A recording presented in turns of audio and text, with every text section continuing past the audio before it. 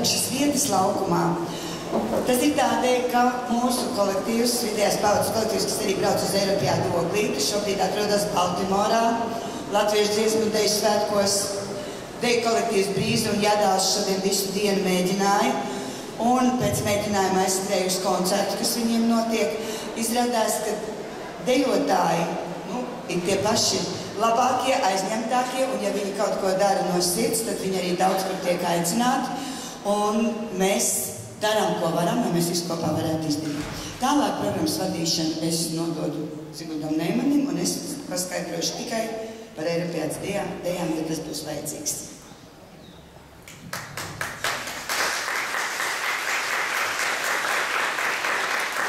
Sūtmalīņas dejos deņķi vadītāja Ilze Lippe, jums spēlēs Rūvena Saure, vadītājs Valdis Mejers.